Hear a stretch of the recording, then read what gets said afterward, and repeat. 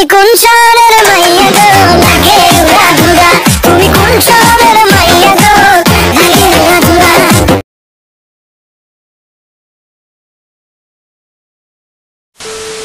বিয়ে করে বউ হইলাম না কাজের বেটি হইলাম তাই তো বুঝলাম না। এই শুনছো কি করো তুমি? আমার এক গ্লাস পানি দাও তো। এই শোনো, কাজের মহিলার মতন যখন কাজই করি তাহলে তুমি প্রতি মাসে আমাকে টাকা দিবা। আচ্ছা ঠিক আছে, বেতন দেবো, কিন্তু কাজ পছন্দ না হলে কিন্তু কাজের মহিলা পাল্টাবো।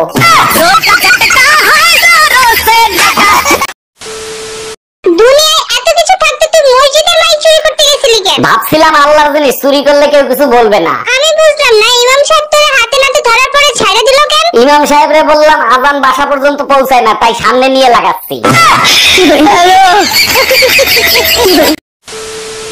অসহ্য গরম, একদম সহ্য করতে পারতেছি না। তা সহ্য করবা কি করে? তোমার থেকে বেশি শিক্ষিত যে। আমার থেকে গরম বেশি শিক্ষিত মানে কি? মানে সোজা, গরম সব সময় 35-40 ডিগ্রি নিয়ে চলে। ও আচ্ছা।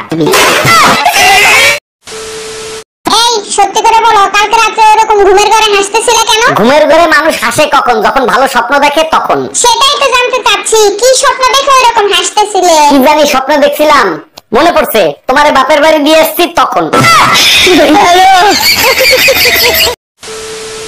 ভাই আপনার কাছে ঘড়ি আছে? হ্যাঁ আছে। টাইম না জানার কারণে আমার স্কুলে যেতে দেরি হয় আর স্যার আমাকে অনেক মারে। তাহলে তোমার বাবাকে বলো তোমাকে ঘড়ি কিনে দিবে। আমার তো বাবা নেই। এই ঘড়ি 1000 টাকা, এটা 500 টাকা। ভাই আমার কাছে তো 10 টাকা আছে, আমি প্রতিদিন আপনাকে 10 টাকা করে দিব, যেদিন 500 টাকা হবে সেদিন এই ঘড়িটা নিয়ে যাব।